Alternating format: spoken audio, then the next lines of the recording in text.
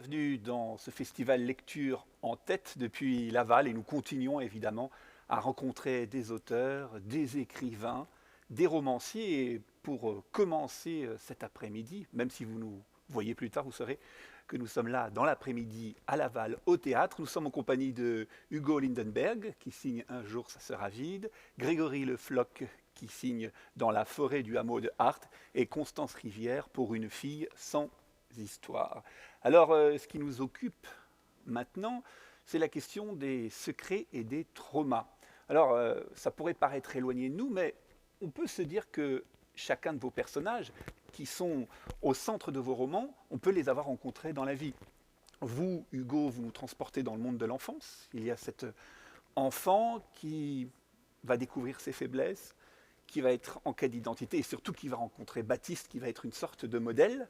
Mais cet enfant pourrait peut-être l'avoir rencontré. On en voit tant et tant sur les plages qui essayent de ressembler à une sorte de héros, à une famille idéale. Vous, Grégory, vous nous transportez dans un autre univers. On part en Allemagne, et là, il y a cet homme qui est complètement obsédé par un souvenir de vacances. Alors, ce ne sont pas des vacances très agréables, il faut bien le dire. Il s'est passé quelque chose de dramatique, et cet homme qui est parti se réfugier dans une forêt en Allemagne a beaucoup de mal à l'assumer, c'est le moins qu'on puisse dire, hein, c'est un euphémisme.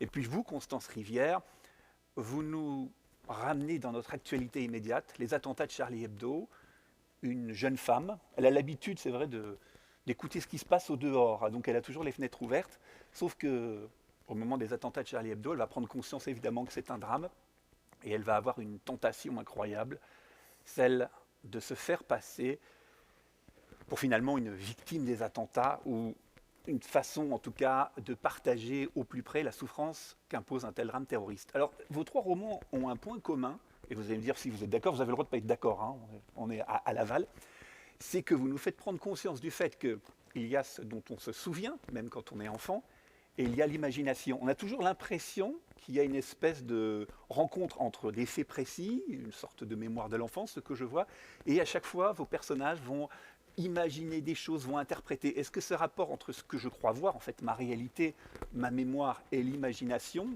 cette imagination que j'ai, est-ce que c'est quelque chose qui a été un des moteurs, par exemple vous, Hugo, pour écrire ce livre? Oui, c'était une composante importante puisque mon personnage, c'est un enfant, il a en fait pas vraiment conscience des secrets qui l'entourent et des traumas qui le concernent. Lui, il reste que le reliquat de ça, c'est-à-dire le silence. Et il est plongé comme ça dans un silence total où personne ne lui raconte son histoire. Et donc, comme tous les enfants, mais encore plus que tous les enfants, c'est un vrai petit enquêteur et il cherche dans ce qu'il y a autour de lui, dans ce qu'il peut percevoir, des éléments qui pourraient le permettre de comprendre la situation dans laquelle il est.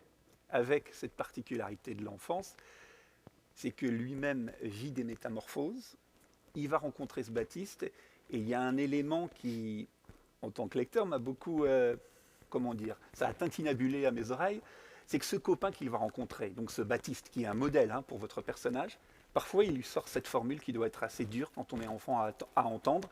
Il lui dit oui, j'ai un copain qui est comme toi, j'ai un copain qui est comme toi. Une manière de lui signifier que certes, ils sont copains tous les deux, mais lui, ce modèle qui est Baptiste, bah, il a d'autres copains.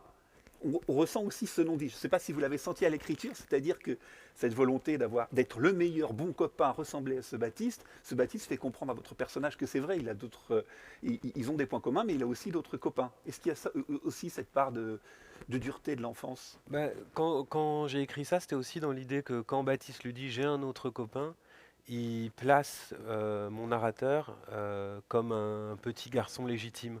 En lui disant j'ai un autre copain, il lui dit mais finalement t'es un copain aussi, donc C'est t'es une un manière garçon de... normal. Ouais. Et donc en fait il l'inscrit parmi les hommes, alors que au départ ce narrateur il a même du mal à percevoir ses propres limites corporelles d'enfant et à se percevoir comme une personne à part entière.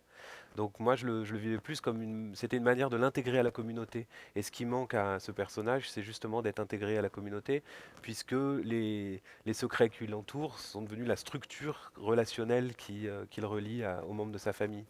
Donc il est coupé des autres. Alors, il est coupé des autres, c'est vrai que c'est un point commun, c'est aussi un point commun avec votre personnage.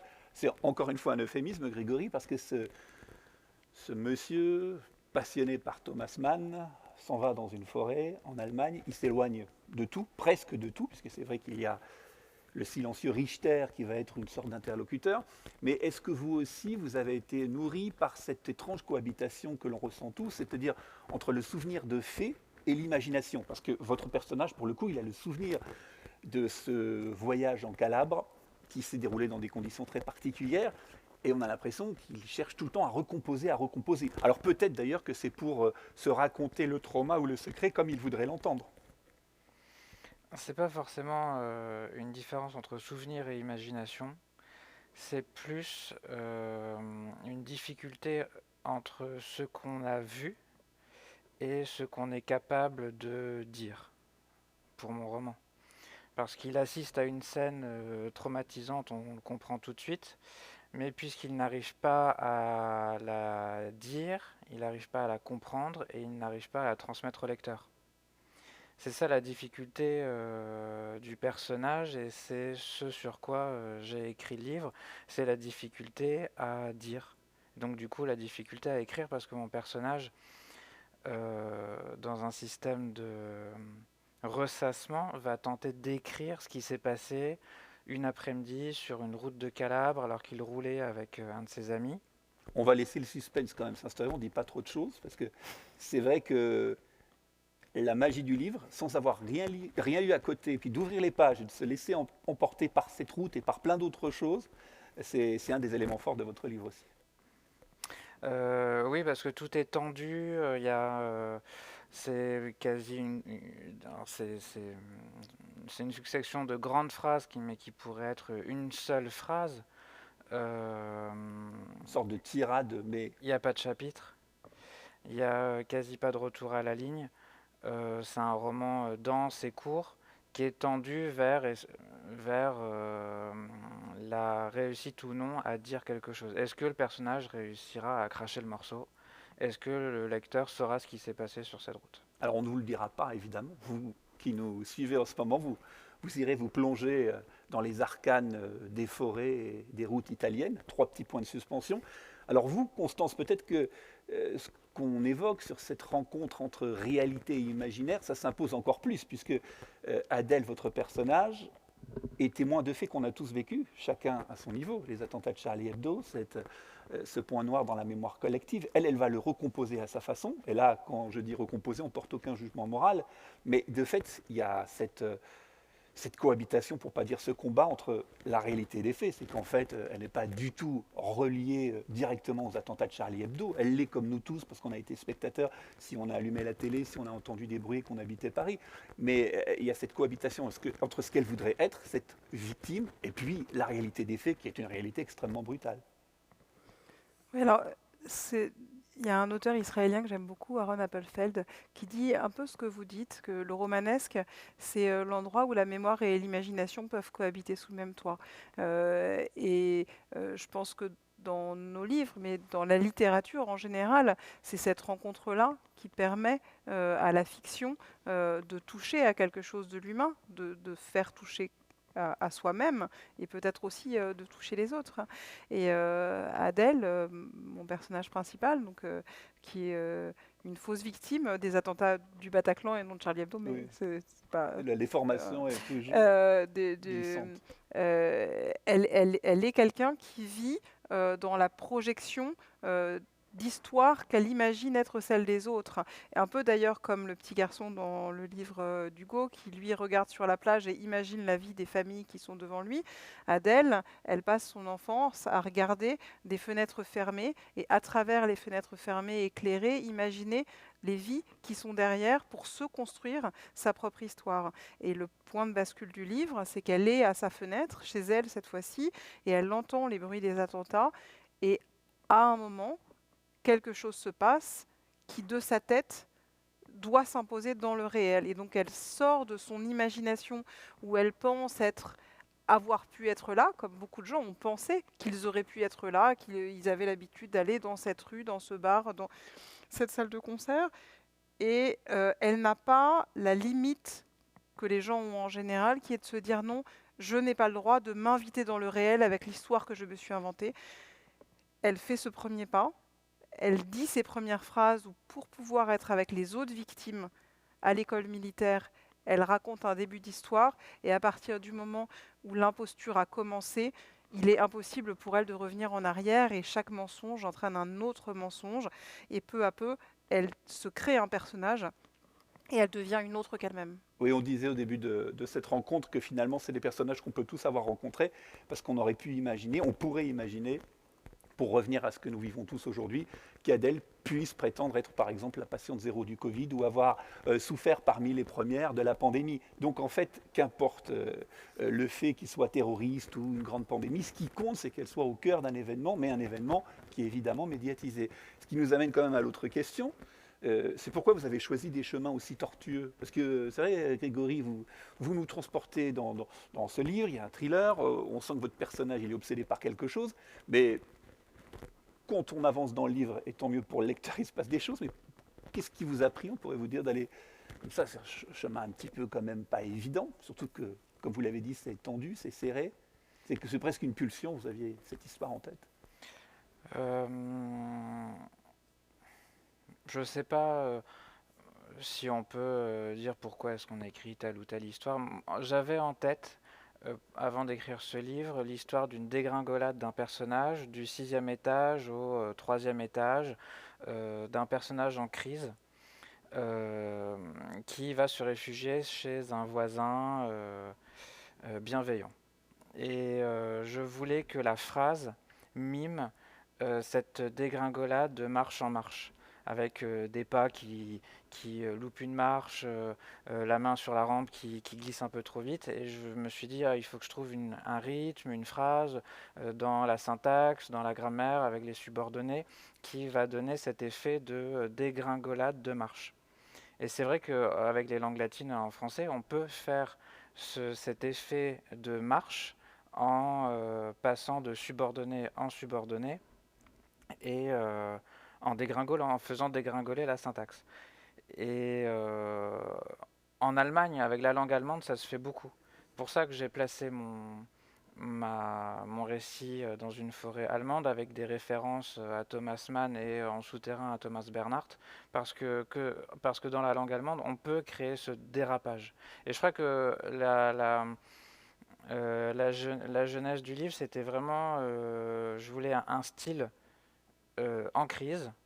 Et donc du coup, j'ai inventé cette histoire d'une crise, d'un personnage en crise perpétuelle, qui ne quitte pas la ligne de fait de sa crise, donc avec une psychologie du coup assez monstrueuse et un peu hors norme, inhumaine, parce que personne ne peut rester en crise pendant des années à un point aigu. Je me suis dit, je vais inventer comme ça un personnage en marge de l'humanité, euh, parce que ça m'intéresse de lire des histoires Dégringolante. dégringolantes. Voilà. Oui, avec le dépaysement, puisque comme tout le monde l'aura remarqué, Grégory Le Floch nous emmène plutôt du côté de la Bretagne, c'est ça? On ne se trompe pas trop, ou de l'Ouest, et votre personnage n'est pas du tout réfugié à Saint-Malo, qui n'est pas loin de Laval, mais plutôt dans une contrée lointaine, quand on est Oui. de là-bas, l'Allemagne. Et vous, Hugo, pourquoi ce chemin tortueux? Parce que vous arrivez dans l'enfance, vous nous en montrez aussi les difficultés, et puis vous osez aussi aborder la question de l'identité, ce qui n'est pas évident, puisqu'à un moment, Baptiste découvre que votre personnage est d'origine juive. Alors c'est assez marrant cette introduction parce que votre personnage entend cette phrase de son ami Baptiste. Baptiste a du mal à prononcer le mot, alors il y a un effet un petit peu drôle, mais derrière tout ça, il y a évidemment tout un traumatisme, il y a toute une histoire, tout un passé. Vous y avez pensé que ça pouvait être un chemin tortueux? Parce que c'est toujours risqué, vous me direz, écrire, c'est prendre des risques, d'aller sur le chemin de l'enfance et comme ça, d'amasser plein de secrets, plein de traumas. Mais ça m'intéressait de voir les répercussions des traumas sur les générations. Il y a une documentariste que j'aime bien, Ruth Beckerman, qui dit qu'elle a voulu travailler sur la 2e génération des rescapés de la Shoah. Et moi, je me disais, qu'est-ce que c'est la 3e génération? De quoi on a hérité? Et en tant qu'enfant, moi, j'avais hérité de silence. Et du coup, je voulais écrire à hauteur du silence, c'est-à-dire écrire sans raconter, puisque je voulais qu'on soit plongé dans le même état que cet enfant à qui on raconte pas de choses, et comment on se construit à travers ces silences, sachant que le trauma, c'est pas juste une chose qu'on raconte, et même à la limite, la chose qu'on raconte a moins d'importance que les effets qu'elle va avoir parce qu'on refuse de la raconter. Et donc, c'était de montrer comment dans quel monde, lui, ça le plonge, cet enfant. C'est un monde très particulier. Et la question de l'identité, elle se pose. Et c'est pour ça que Baptiste, finalement, il dit juif et il dit pas juif, parce que je voulais que le mot n'existe même pas dans le Et livre. c'était au-delà de quelque chose de fini, en fait. Ça reste un peu mystérieux pour Et vous. oui, et lui, il peut pas construire son identité, puisque son identité, c'est pas tant d'être juif ou d'être le petit-fils de rescapé de la Shoah, c'est d'être un enfant du silence. Et à ce moment-là du livre, au moment où on le rencontre, son identité, elle flotte comme ça. Et c'est grâce à Baptiste qu'il va pouvoir se construire, parce que c'est en regardant, c'est en se regardant à travers les yeux de Baptiste qu'il va commencer à prendre conscience de ce qu'il est lui et de ce qu'il incarne. Alors, vous le dites effectivement, enfant du silence, et tellement enfant du silence que votre personnage, quand par exemple il est invité à un moment festif lié à ses origines juives, c'est-à-dire ce qu'on appelle une communion, une bar mitzvah dans la terminologie religieuse, en fait, pour lui, c'est même pas un moment de fête. Hein. Il le décrit d'une façon très, on va dire, très fonctionnelle, voire très négative. Enfin, c'est-à-dire qu'il c'est tellement silencieux qu'il comprend même pas ce qui se passe. C'est-à-dire qu'il y a vraiment eu zéro transmission, même ne serait-ce que pour qu'il puisse décrypter quelques moments importants d'une vie religieuse, quelle Ah qu'elle oui. soit. Et puis c'est un moment très douloureux pour lui parce qu'il se rend compte qu'en fait on peut être inscrit dans une communauté. Et là il voit un petit garçon, le petit garçon dont c'est la bar mitzvah, Qui est qui est honoré. entouré, qui est fêté et qu'on accueille dans une communauté. Et là c'est un moment où il prend conscience et il met ça en regard avec Baptiste qu'il a vu aussi à l'église en train de communier. Et il se rend compte que lui en fait on ne veut rien lui transmettre. Et du coup c'est un moment qui est difficile parce qu'il a l'impression que c'est ça l'amour. Ça se joue dans ses rituels, dans ses gestes et qu'il en est privé. Dans des habitudes presque rassurantes, parce que finalement, elles construisent nos mémoires et nos souvenirs. On parle de chemins tortueux. C'est aussi un des points communs qui recouvrent donc tous les romans, y compris le vôtre, Constance, parce que même si dans la réalité, on sait qu'il y a eu des condamnations de personnes qui se sont fait donc passer pour des fausses victimes, alors parfois avec quand même un intérêt monétaire, puisqu'il y avait un fonds d'aide aux victimes. Hein. Ce n'était pas seulement, j'allais dire, pour le côté poésie psychologique, hein. Il y avait parfois aussi un appât du gain, mais quand même, c'est vrai que vous avez eu un vécu professionnel qui fait que vous avez eu à vivre d'une certaine manière sur le terrain les conséquences de ces attentats, hein, c'est ça, puisque vous étiez dans un travail de suite, en fait, de gestion, entre guillemets, des conséquences de ce drame, mais au-delà de ce vécu professionnel, qui est une source d'inspiration parmi d'autres, voilà, comment vous avez eu l'idée d'aller sur ce chemin qui, encore une fois, pouvait paraître risqué, tant le souvenir des attentats du Bataclan, des attentats du Charlie Hebdo, c'est quelque chose, j'allais dire, et pardon si l'expression est maladroite, d'iconique, c'est-à-dire que c'est très difficile d'y toucher sans déclencher des réactions, des commentaires, des interprétations. Oui, c'est sûr que la question euh, d'aller interroger dans un roman ce qui peut pousser quelqu'un à se faire passer pour une victime peut être d'une certaine manière dérangeant. Et une approche des attentats qui a pu interroger, y compris mon éditeur, y compris les personnes qui sont en train d'en faire un film, parce qu'il y a une peur à toucher ce sujet-là. Ma chance, c'est que je ne me suis à aucun moment posé cette question dans l'écriture du roman lui-même, parce que ce qui m'intéressait, c'est justement ce que vous appelez le chemin tortueux, c'est cette zone grise qu'on ne sait plus approcher d'aucune manière. On a l'impression qu'on est dans un monde où tout doit être noir ou blanc, où il y a les bons et les méchants, il y a ceux qui souffrent et ceux qui font souffrir, et on ne sait plus trouver tellement d'espace pour, à défaut de comprendre, au moins essayer de suivre et de dialoguer avec des personnes qui, dans leur souffrance et dans leur solitude, font aussi énormément de mal. Comme fausse victime, Adèle, elle fait énormément de mal autour d'elle, elle fait beaucoup de mal. À la mère du garçon mort dans les attentats dont elle prétend être la petite amie. Elle fait du mal à ceux qui essayent désespérément de lui tendre une main qu'elle refuse. Elle se fait du mal à elle-même aussi.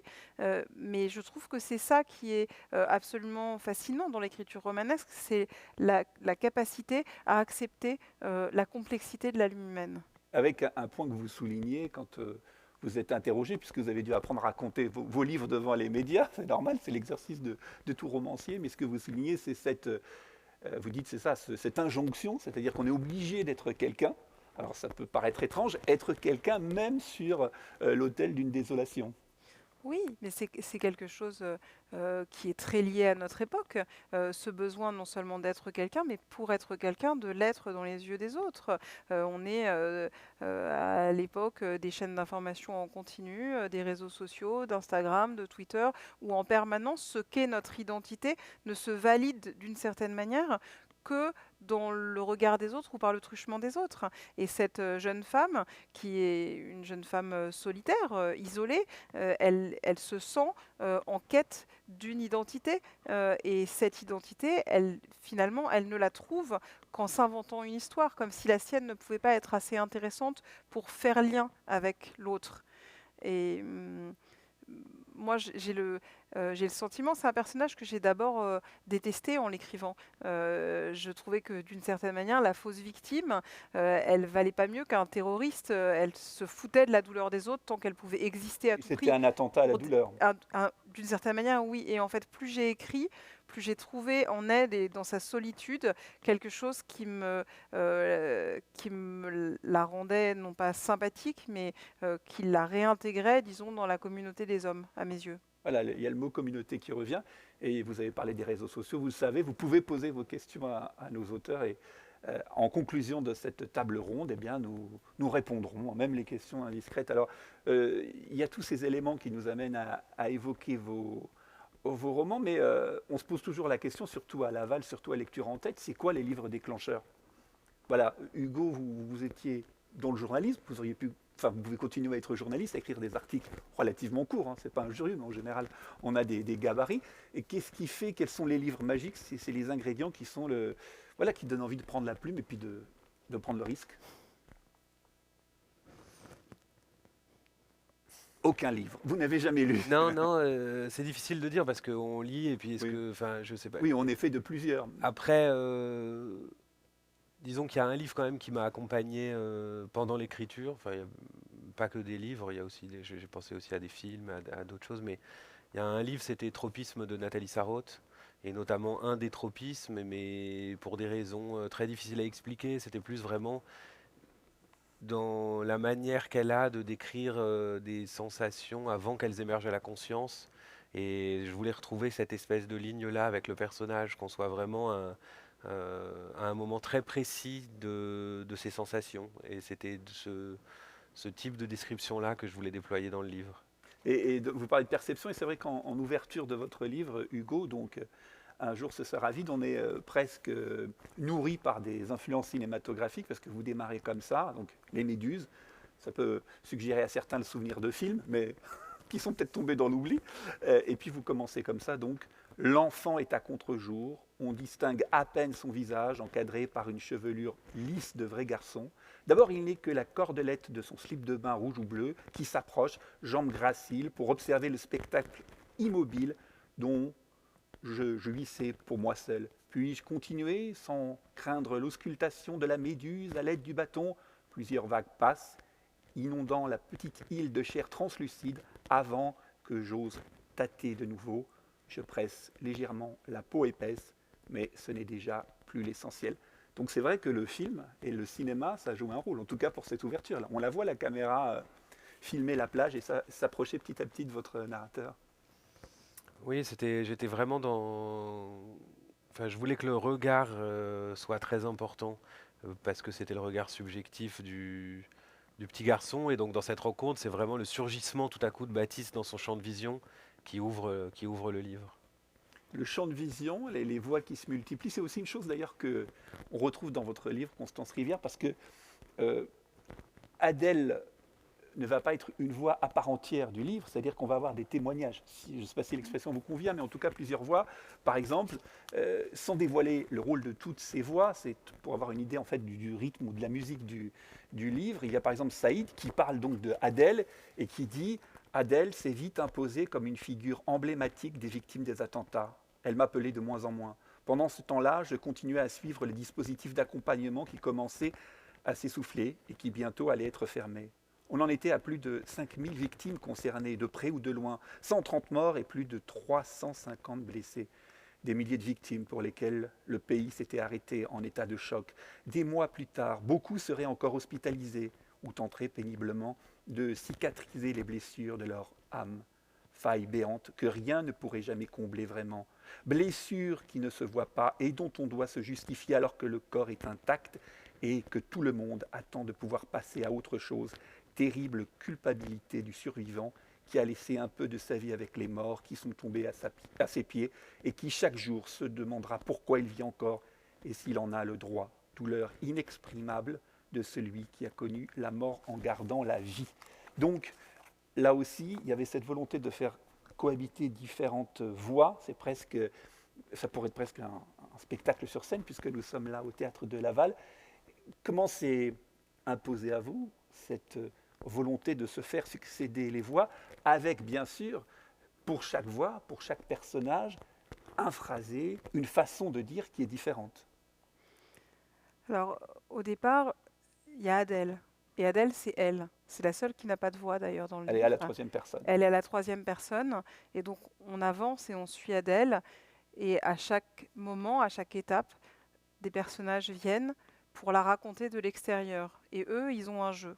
Elle, elle n'en a pas. Et Un jeu JE, bien sûr. un jeu JE. Bien qu'elle joue avec l'actualité. Et ce qui était très important pour moi, c'est à partir du moment où la question était comment se construit-on dans le regard des autres, de pouvoir avoir ce contrepoint qui sont ces personnages qui la regardent et qui essayent de la comprendre et de la voir évoluer. Et donc, elle est d'une certaine manière dessinée par le narrateur omniscient, mais aussi par d'autres qui l'ont vu évoluer et qui peu à peu ont aperçu les fissures, puisque le livre, on sait tout de suite que c'est une fausse victime, et la question de mon livre, c'est à quel moment est-ce que quelque chose se fissure dans ce personnage parfait qu'elle s'est créé. Oui, dans cette espèce de panoplie extraordinaire, au sens bien sûr qui sort de l'ordinaire, parce que c'est un témoignage bouleversant. Et puis en lisant votre livre, Constance, il y a cet élément qui est dit à l'instant par votre personnage. Vous disiez qu'Adèle, effectivement, n'a aucun sens de l'autre, aucun altruisme. Là aussi, c'est un euphémisme. Mais c'est vrai, comme le dit votre personnage à l'instant, il y a des gens dont les corps seront intacts, donc qui d'apparence redeviendront des acteurs sociaux, mais qui au fond, tout au fond d'eux-mêmes, garderont encore des blessures que personne d'autre que ceux qui ont vécu ce qu'ils ont vécu ne pourront comprendre. C'est pour ça que dans mon livre, il y a un passage où Adèle va se faire tatouer. Et c'est quelque chose qui m'a beaucoup fascinée en lisant autour des victimes des attentats. C'est l'importance du tatouage pour énormément de victimes, parce que ça leur permettait de rendre visible sur leur peau quelque chose qui n'était qu'une blessure de l'âme et ils avaient besoin de la porter. Donc Adèle, elle fait ce constat-là et elle se dit que au moment où tout le monde est en train d'oublier en fait progressivement les attentats et où donc le rôle qu'elle s'était créé et dans lequel elle excellait devient de moins en moins intéressant pour les autres, elle va se faire tatouer parce que il y a ce besoin de montrer ce qui ne peut pas se dire ou ce qui est trop enfermé en soi. C'est intéressant cette remarque évidemment, Constance, parce que c'est vrai que ça peut être aussi une ligne qui unit vos romans, parce que chaque personnage, en le sachant ou en l'ignorant, va dégager des signes extérieurs. Il se définit lui-même comme étant dans une situation trouble. Alors maintenant, on va passer à une séquence avec peut-être un peu plus difficile, grâce à vous, Grégory. C'est cette scène que vous décrivez dans le livre. Mais justement, ce passage, donc c'est votre narrateur qui parle, et je vous laisse apprécier, vous qui nous suivez, les cris dehors, donc les vomissements de mon ancien voisin, ainsi que l'écoulement des urines des buveurs londoniens se mêlaient, dit-il, dans mon esprit tourné autant qu'il le pouvait vers l'accomplissement de l'acte le plus noble qu'un homme puisse accomplir, si bien que ces réminiscences sonores arrachèrent à mon esprit l'ultime chance de me sauver en achevant de le plonger dans un vacarme insoutenable sous lequel s'abîma l'appel noble du suicide, étouffé par ces bruits que l'on m'avait imposés pour me salir. En fait, l'idée en prenant ce passage, c'est qu'on ne révèle rien du livre, on garde le mystère, mais c'est surtout de voir cette musicalité et que vous osez finalement parler de tous les aspects de la vie de votre personnage et de celui qui l'obsède, Anthony. En fait, voilà, ils sont liés sans le vouloir. Comment on s'en remet, oui, est-ce qu'on sort indemne d'écrire de telles scènes en fait? Parce qu'on se dit qu'à un moment, vous avez dû être tellement en intimité avec votre personnage, avec son obsession de dire les choses que, je ne sais pas, on lui dit au revoir, on lui dit c'est bon, j'ai fini le livre, donc tu peux sortir de mon imaginaire. Moi, j'ai toujours une voix dans ma tête qui parle exactement comme le narrateur, qui parle en permanence. Même en ce moment, donc. Il y a des gens qui ont une musique, qui chantonnent, etc. Moi, je me réveille, j'ai un rouleau, comme une sorte de rouleau à pâtisserie, qui fonctionne en permanence. Je sais que la nuit, j'ai des phrases à rallonge qui cascadent. Et donc, je l'ai pas quitté avec.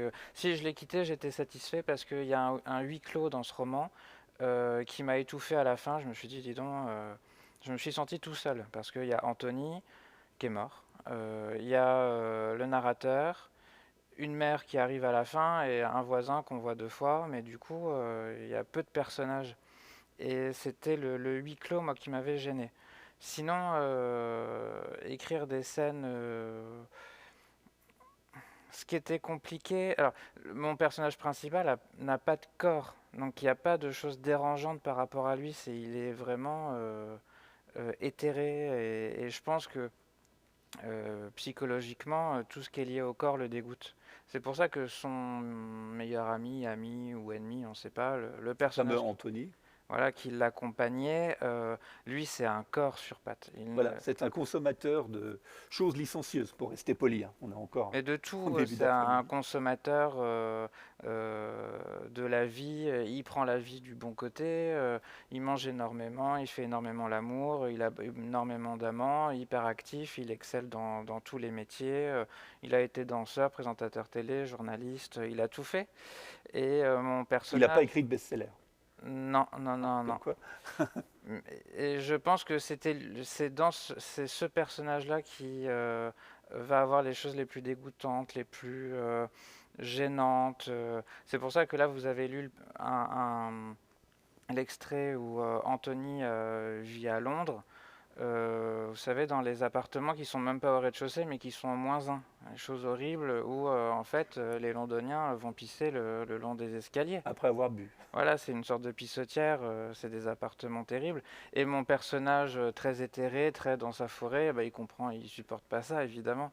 Tout ça, ça le dégoûte. Et Oui. ça ne fait que confirmer ce qu'il est. Et alors, dans les entretiens que vous avez accordés pour parler de ce livre Dans la forêt du hameau de Hart, j'espère que je le prononce bien, vous dites une chose qui peut paraître surprenante pour le néophyte, c'est que quand quelqu'un arrive à écrire ce qu'il a vécu, pour essayer de resituer le propos, vous dites quand quelqu'un arrive à écrire ce qu'il a vécu, à le dire, quelque part, on croit comprendre que ça vous dérange parce qu'en fait, ça veut dire qu'il le lègue à l'autre. C'est-à-dire, ça y est, j'ai raconté mon histoire et je le lègue à l'autre. Vous n'avez pas eu le même sentiment, vous, quand vous avez écrit cette histoire, de vous dire je suis dérangé de tout consigner et puis de le léguer à l'autre, de le léguer au lecteur? Mais c'est parce que dans le livre, il y a une chaîne, et je pense que dans certaines familles, Hugo en parlait, mais la transmission d'un fardeau.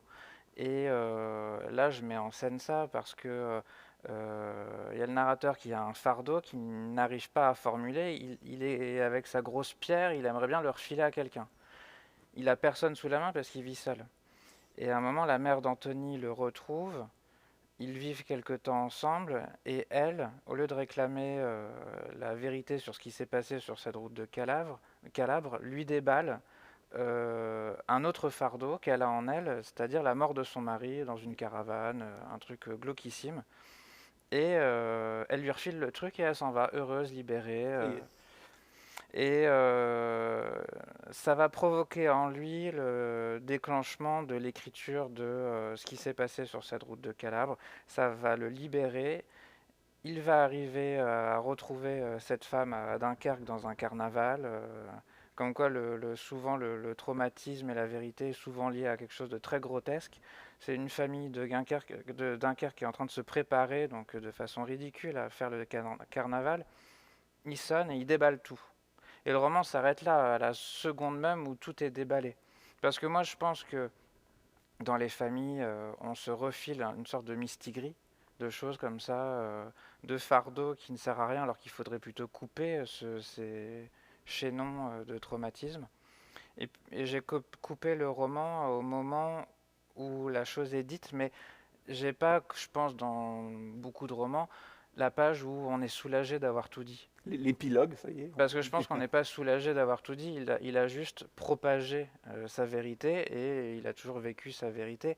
Et je pense que c'est un mythe, l'idée de formuler le traumatisme pour pouvoir s'en libérer. Je suis pas sûr que ce soit vrai. Et en tout cas, le refiler à quelqu'un d'autre, je crois que c'est encore moins bon. Qu'en pensez-vous, chers amis auteurs? Vous n'êtes pas obligé de commenter ce qu'a dit brillamment Grégory, hein, mais ça vous... Non, mais je m'interroge sur la capacité qu'on aurait à couper, parce que je partage absolument l'idée du mistigri ou de la chose qui se transmet et qui se transmet d'autant plus violemment quand c'est transmis sans mots, malgré tout, et où ça s'inscrit dans le corps et dans des souvenirs impossibles à affronter. Mais je ne sais pas comment on peut couper le chaînon, en fait, autrement que par une réappropriation, que ce soit par des mots à d'autres, par des mots pour soi, par l'écriture aussi.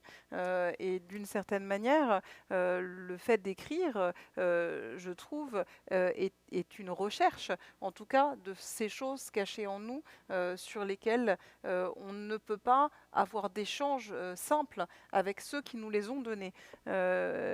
Et Il n'y a pas de... et donc, en fait, j'ai plutôt l'impression qu'il faut apprivoiser la chaîne à sa manière et essayer de vivre avec, mais qu'on est condamné à vivre avec. Cette chaîne, elle est presque indéfectible. Vous en pensez quoi, Hugo? Parce que là, votre personnage, alors, il n'a pas vécu les attentats, il n'a pas été sur une route de Calabre, mais il a un traumatisme qui, pour un enfant, est terrible.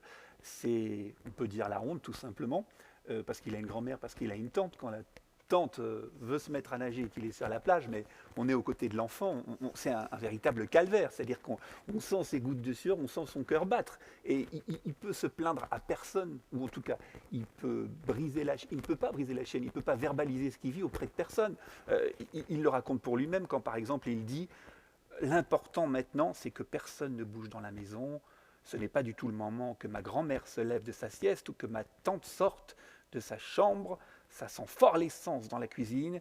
J'ai fermé les portes avec précaution et ouverte la fenêtre en grand. Au pire, je dirais que j'ai décidé de nettoyer. C'est-à-dire qu'il faut préserver les apparences. Il peut briser la chaîne auprès de personne. » Oui, il est très seul, mais oui, la honte, c'est à la fois ce qui empêche tout chez lui, mais en même temps, c'est son bien le plus précieux. J'ai l'impression qu'il a une relation complètement fusionnelle à la honte et Ça le rend singulier aussi. il se complaît dedans. Mais par rapport à ses secrets de famille, moi, même parfois, je finis par me dire que les secrets, les traumas, c'est ça qui fait les familles. Enfin, c'est ça qui crée le lien dans les familles. Mais lui, il est en même temps pris par d'autres périls, c'est-à-dire qu'il y a à la fois le corps de sa tante, qui est le corps déformé par la folie, qui lui fait peur et qui lui rappelle tout ce à quoi il ne pourra pas échapper. Et puis il y a des périls qui le concernent lui d'une autre manière, quand il voit par exemple le fils de la voisine qui est en train de mourir du sida. Il sent bien qu'il est pris entre plusieurs histoires et son identité, elle n'est pas uniquement figée dans les problématiques familiales, il a aussi son propre destin à accomplir. Alors, ces livres sont nés, ils ont rencontré leurs lecteurs. Est-ce que vous avez été étonné, vous avez été surpris? Comment vous avez ressenti la réaction des lecteurs qui sont là peut-être en train de nous regarder, qui auront des questions pour vous tout à l'heure? Constance? Moi, ce que j'ai trouvé très surprenant et en même temps extrêmement joyeux, c'est la manière dont les lecteurs pouvaient s'approprier ce personnage d'Adèle de manière extrêmement différente. J'ai des lecteurs qui m'ont dit, mais c'est le personnage le plus repoussant possible. À aucun moment, on ne peut rentrer en empathie avec elle, on ne peut que la détester et on continue à lire parce qu'on est fasciné de détester à ce point-là quelqu'un. Et d'autres qui, au contraire, se sont sentis extrêmement proches et ont pu me dire, mais moi j'aurais pu être cette femme qui a basculé à plein de moments, j'aurais pu dire une chose pour pouvoir être écoutée, pour que ma douleur puisse être écoutée, une chose un peu fausse et puis un peu plus fausse encore, et ne plus m'en sortir. Et donc le fait de voir ce livre et ces personnages qui rencontrent en fait les imaginaires et sans doute les vies vécues des uns et des autres, je trouve ça assez fascinant. Oui, alors il faut dire que c'est peut-être un des points communs qu'ont vos trois personnages, chacun évidemment avec leur histoire, c'est qu'au fond, on peut avoir rencontré un personnage obsessionnel, comme vous le racontez, vous, Grégory. Alors, son obsession ne sera pas aussi macabre que celle que vous dépeignez dans votre livre, mais qui n'a pas rencontré souvent des messieurs d'un certain âge qui vont vous rabâcher un fait qu'ils ont vécu, mais ça peut être n'importe quoi, un accident de voiture, et qui, pendant 10 années, vont vous ressortir l'histoire, essayer de la reformuler, réinterpréter la réalité. Adèle aussi, elle nous ressemble à nous tous, parce que ce fait d'aller voir ce qui se passe à l'extérieur, au tout début du livre, on ne sait pas qu'il y a un attentat, d'ouvrir les fenêtres pour s'imprégner de ce qui se passe au dehors, dans un siècle, comme disait le chanteur d'ultramoderne solitude, c'est évident que ça nous ressemble. Et votre enfant aussi, parce que finalement, comme vous le disiez, il ne s'agit pas du tout d'enfermer son identité. Il pourrait être martien, ça pourrait être valable avec un martien, un jupitérien. C'est une douleur universelle. Alors, on parlait des retours de lecteurs. Grégory, vous aussi, vous avez été surpris par les questions, les réactions, ce que vous ont dit les lecteurs en découvrant cette histoire? Le lien que je peux faire avec Constance par rapport à un certain lectorat qu'elle a eu, c'est le problème de l'identification. Moi, j'ai écrit un livre où il est impossible de s'identifier au personnage, et parce que je pense que l'identification en littérature, c'est un fléau énorme qu'on enseigne aux enfants dès le CP en leur disant pourquoi est-ce que tu as aimé ce livre? Parce qu'il te ressemble, le petit garçon dans le livre. C'est pas par rapport à toi, Hugo, non. Mais c'est un exemple global, ça pourrait être un oui, chevalier. parce que c'est souvent au CP, on donne des livres d'enfants avec des aventures d'enfants de 6 ans, en CM2 d'enfants de 11 ans, et en 4e des aventures d'enfants de 13 ans. Donc si on vit jusqu'à 100 ans. On enseigne aux enfants à s'identifier. Et je pense que ça pose un problème. Et mes retours de lectorat, c'est des gens qui ont joui de cette non-identification et de découvrir Donc de découvrir qu'ils ne sont pas lui, enfin qu'ils ne sont Oui, pas voilà, votre parce personnage. que c'est pas un miroir, un livre, c'est une fenêtre sur autre chose. Les gens qui veulent ouvrir un livre en se retrouvant eux-mêmes, c'est malsain. Et je pense qu'il faut absolument chercher quelqu'un d'autre, voire un monstre dans un livre. Alors Constance a remué de la tête. On est Non, l'un à côté de l'autre, alors réaction. Non, c'est parce que je trouve que le livre est toujours un dialogue avec le lecteur, et je comprends l'idée de l'identification si c'est l'identité au même. En revanche, dans la littérature, le lecteur toujours se demande où est sa place et qu'est-ce qui fait écho avec ses propres sentiments. Et je ne pense pas que ça se résume à la question de l'identification. Ça fait partie disons, du dialogue un peu implicite qui se noue entre l'auteur et le lecteur. Et ça peut être dans un univers d'une totale étrangeté. On peut se demander qu'est-ce qui, dans une histoire qui se passe au XIIIe siècle, avec des personnages qui n'ont rien à voir avec quoi que ce soit qu'on connaisse, qu'est-ce qui fait écho à soi-même. Mais c'est presque deux conceptions de la littérature en fait assez différentes, parce que moi je pense qu'il y a un égoïsme en fait assez fort qui se joue aussi bien pour l'auteur que pour le lecteur, et ça fonctionne quand ces deux égoïsmes-là peuvent se rencontrer. Peut-être que ce que vous évoquez aussi, c'est qu'évidemment l'auteur ne veut surtout pas que son livre soit vecteur d'indifférence. Enfin, c'est difficile d'écrire, d'être publié en disant surtout je veux que personne ne soit touché par mon livre. Et le lecteur, finalement, ce dont vous parlez, Grégory, il est un peu vicieux aussi, parce que vous dites cette formule assez amusante, c'est qu'il jouit de ne pas être le monstre, en fait, d'une certaine manière. Et c'est vrai que alors, si on veut simplifier, c'est une non-identification, on pourrait presque dire. Et vous, alors, Hugo, il y a des relations de lecteurs, il y a peut-être des adultes qui se sont reconnus dans leur part d'enfance. C'est ce que vous avez découvert en écoutant la voix de vos lecteurs? Oui, oui, je pense que, au contraire de ce que disait Grégory, là, en l'occurrence, il y a des gens qui ont. Moi, il y avait quelque chose d'agréable de voir qu'en prenant le pire de ce que je pouvais ressortir de mes souvenirs d'enfance, et ben, ça faisait des ponts. Il y avait des gens, depuis le soubassement de la leur, qui me tendaient une main. Et je trouvais que c'était assez intéressant. Presque comme s'il disait, on a vécu ça, et sans le savoir, vous l'avez dépeint avec, bien sûr, d'autres éléments de narration. Non, mais justement que chacun dans sa singularité finalement, et il y a quand même des ponts, que les solitudes de l'enfance se ressemblent quand même. Oui, une sorte d'universalité, on y revient toujours. Alors, l'universalité, c'est aussi les réseaux sociaux. Vous appréciez cette transition. Et donc, nous allons implorer cette voix qui est dans le théâtre de Laval, la voix magique, parce qu'il y a une voix magique. Donc, bonjour, voix magique. Oui, oui, c'est vrai. Pour les questions de vous tous, vous toutes qui nous suivez via le chat. Alors, est-ce qu'il y a des questions? S'il n'y a pas de questions, on les inventera. Non, je rigole. Alors les internautes sont timides, mais j'ai une question pour Constance. Qu'est-ce qui peut pousser un auteur à créer un personnage qu'on déteste? Bah, c'est de le comprendre, justement. C'est-à-dire que euh, on est entouré de gens qui font des choses sans forcément dire qu'on déteste, parce que c'est c'est très violent, puis surtout c'est très univoque comme sentiment, la détestation. Mais en tout cas, de personnes qui ont une manière d'agir dans le monde qui nous est étrangère.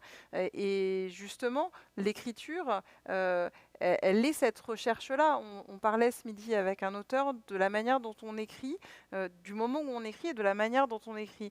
Et il me posait cette question, est-ce que tu écris en ayant comme ça tes chapitres bien dans l'ordre, avec un début, une fin et quelque chose de très structuré ou pas? Et en fait, je me suis rendu compte en lui répondant que pas du tout, parce que l'écriture elle-même était une invitation à aller chercher des choses que j'ignorais la veille presque.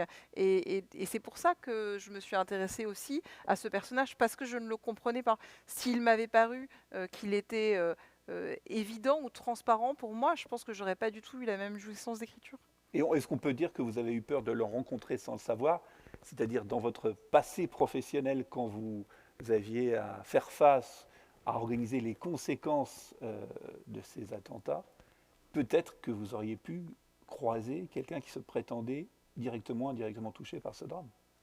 C'est possible que j'ai croisé parmi les victimes que j'ai accompagnées des fausses victimes, je sais pas. Et c'est une question qui vous a... Enfin, ça a fait écho à ce que peut-être avez-vous vécu à cette époque? Vous y avez repensé quand vous avez fini le livre? Non, j'ai repensé quand j'ai commencé à écrire le livre. On parlait tout à l'heure, je crois que c'était Hugo, des secrets et des traumas, y compris des siens. Et je pense que cet accompagnement que j'ai fait des victimes a été pour moi en fait une expérience assez traumatisante, que j'ai mise de côté pour pouvoir agir avec professionnalisme. Et quand 3 ans après, j'entends à la radio qu'une personne a été arrêtée comme fausse victime des attentats, ça a réveillé quelque chose de très douloureux, parce que tout d'un coup, je me suis demandé ce que j'avais fait, qui j'avais rencontré, quelle avait été ma place. Et c'est ça qui a déclenché en fait l'écriture de ce livre. Alors il y a comme ça des inspirations, des personnages qui viennent dans les livres. Vous, Grégory, il y a un personnage, ce n'est pas un personnage, c'est un écrivain, c'est Thomas Mann. Il était incontournable. Ce que vous dites que vous l'avez lu adolescent, vous ne compreniez pas tout, mais vous étiez fasciné. Oui, j'ai lu La Montagne Magique bien trop tôt, et j'étais fasciné par la vingtaine de pages où Hans Castorp, le personnage principal, dans son sanatorium, nous explique comment mettre sa serviette, pas sa serviette, sa couverture, sur sa chaise longue face au soleil. C'est tout un emmaillotage. Et je me suis dit, il écrit quand même 20 pages sur ça. Je trouvais ça fascinant. Je me dis, c'est... Pas ennuyeux, fascinant. Ah, pas du tout. Ah oui, non, La Montagne Magique, c'est pas ennuyeux. Et c'était fascinant. Et j'aurais dû le lire à 18 ans, 20 ans pour bien comprendre la métaphore de cette montagne. Mais je l'ai lu au premier degré. Et c'est toute cette part de mystère qui ne m'a pas du tout gêné et qui a créé une aura autour de ce livre. Et après, tout Thomas Mann. Ça, j'aimais. Mais j'aime bien dans mon premier roman et dans mon deuxième roman, m'asseoir sur des auteurs que je cite et que je transforme presque en personnage, comme un bâton en fait, pour continuer à écrire et pas être tout seul face au roman. Donc là, j'ai Thomas Mann et Thomas Bernhardt qui m'aident à avancer dans le roman. Et dans le deuxième roman, j'ai Orly Castelblum qui est vraiment, elle, devenue un personnage du roman.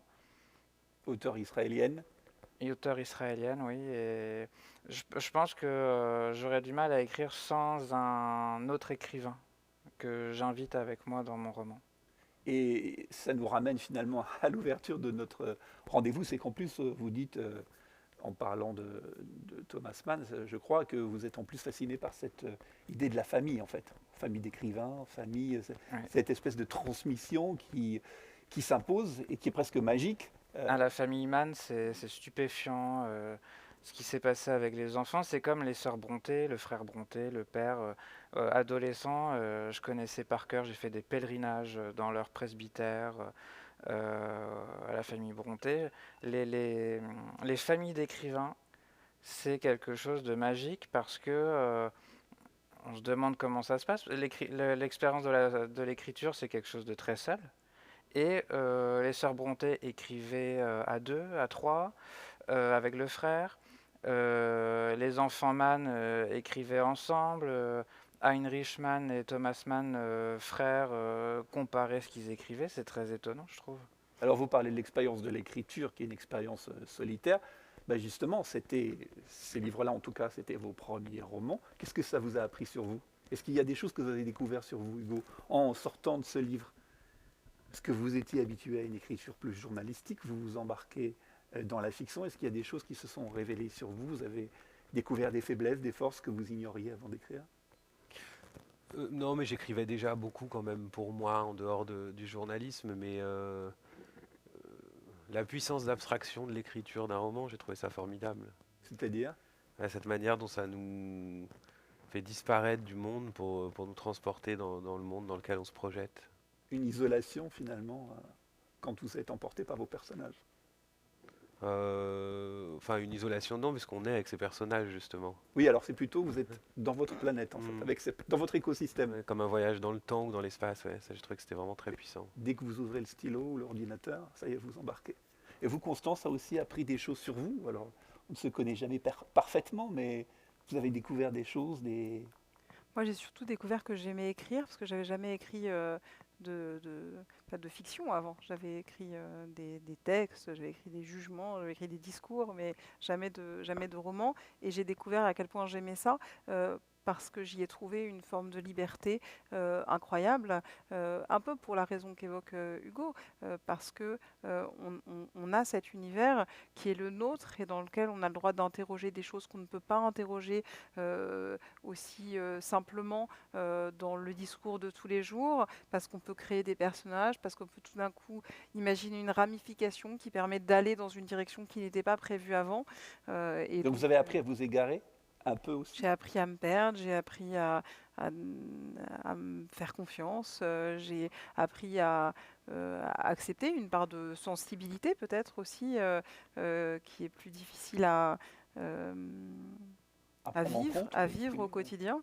Et voilà. Et puis après, dans chaque livre, dans ce roman, dans le prochain roman qui sort bientôt, je vais chercher quelque chose en moi que sans doute j'ignorais. Oui, bien sûr. Et Grégory, vous avez découvert une partie de Grégory, si j'ose dire? Moi, j'écris depuis que je suis enfant. J'ai toujours écrit énormément. J'ai des dizaines de romans d'enfants, de romans d'adolescents, de romans de jeunes hommes. La différence avec ce roman, c'est le premier publié. Et ça a vraiment été une seconde naissance pour moi parce que ça a été le début de l'aventure. C'est une légitimation énorme et je crois que je pense depuis l'âge de 10 ans, je n'attendais que ça. Je ne rêvais que de ça. Et avoir le livre en physique, En objet, oui. en objet, c'était un rêve d'enfant et un plaisir énorme. Et après, En fait, c'était la poursuite du rêve qui avait commencé dès l'enfance, alors. oui. C'est quand même magique, c'est merveilleux, ça. C'était, oui, c'était la chose magique que j'attendais parce que c'est vrai que je passe ma vie à écrire tout le temps. Et depuis que je suis tout petit. Sur des faits, sur des inspirations. Vous avez lu les romans les uns des autres? Parce que vous, Constance, vous avez lu Hugo, c'est ça? Oui, j'ai lu la semaine dernière. Ah ben Et- voilà, mais alors et c'est je- bien aussi pour ce dialogue. Et si vous deviez parler de ce livre, ou il y a peut-être une question que vous adresseriez à Hugo, ou vous avez eu le temps de vous la poser au café, peut-être, pendant Non, moi déjà, j'ai trouvé que l'écriture du livre était absolument magnifique et vous l'avez dit rapidement, mais il fait surgir des images et des images qui font qui font une sorte d'écho sans doute à d'autres images qu'on porte en nous, mais avec une immense finesse. Ce qui, enfin, la question, mais si j'ai pas particulièrement pensé à une question, mais la question qui m'a traversée dans tout le livre, c'est pourquoi ne nous dit-il à aucun moment, ou ne nous laisse-t-il à aucun moment comprendre ce que sont les secrets, disons, dans son rapport à ses parents. Enfin, il y a quelque chose dans le rapport, parce qu'il y a une relation très forte du petit garçon à sa grand-mère, du petit garçon à ce Baptiste dont vous avez parlé, mais il y a l'absence des parents qui est quelque chose aussi dans mon livre. Adèle a des parents qui n'existent pas, et c'est cet écho-là qui en fait m'a interrogée. Pourquoi est-ce qu'à un moment on a besoin de faire disparaître les parents? Hugo, avez-vous une réponse?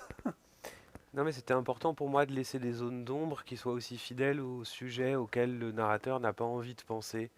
Et ça lui arrive même dans le récit de dire ah oui, puis ça, bah, j'ai pas envie d'en parler. Voilà. Et c'était important pour moi que le narrateur, dans le contrat qu'il passe avec le lecteur, il n'est pas dans quelque chose, il commence pas l'histoire en disant je vais vous raconter mon histoire Oui, et ça, la ça voici. est le côté du livre, j'ai 6 ans, je m'identifie. Ça aurait un côté peut-être un peu trop histoire, voilà, Oui, justement, déjà vu. je voulais qu'on rentre dans le flux avec lui et qu'on n'aille jamais là où lui spontanément n'irait pas. Et je pense pas qu'à des moments il se dise ah ben il n'a pas envie de penser à ce qui est devenu sa mère, il n'a pas envie de penser à pourquoi son père n'est pas là.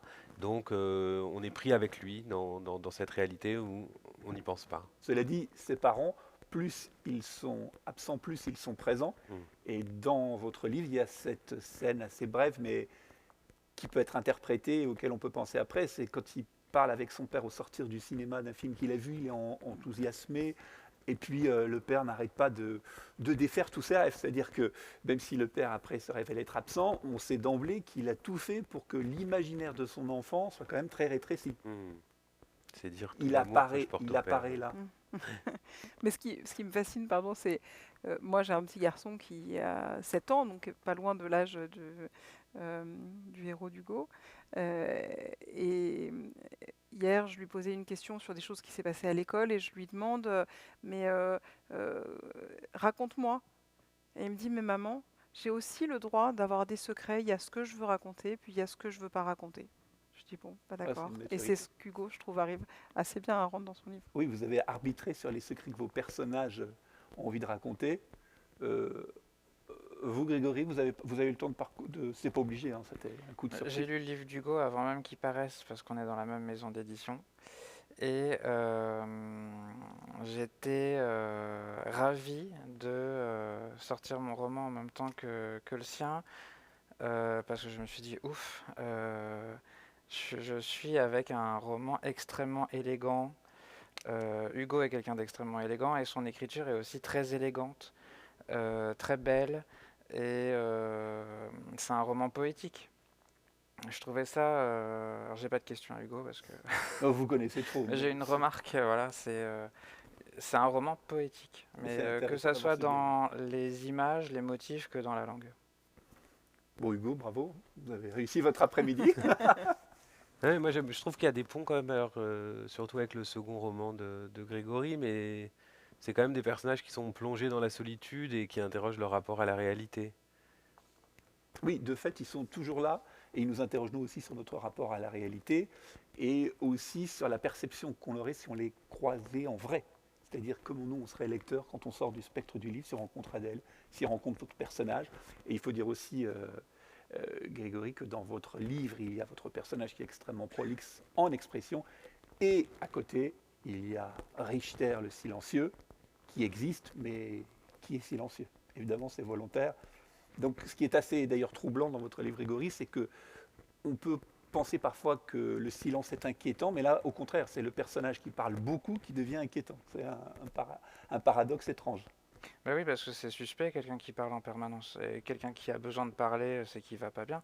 Richter se tait, et parce qu'il a trouvé une sorte de sérénité, donc c'est Richter le bienveillant, Madame la bienveillante, ses enfants les bienveillants.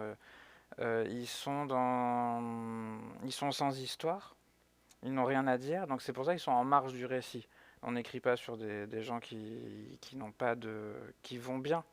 Mais je pense que ça crée une bulle d'oxygène dans le roman parce qu'on se dit, il y a des gens normaux pas loin, au Pour avoir fond du quartier, il n'y a pas que des cinglés.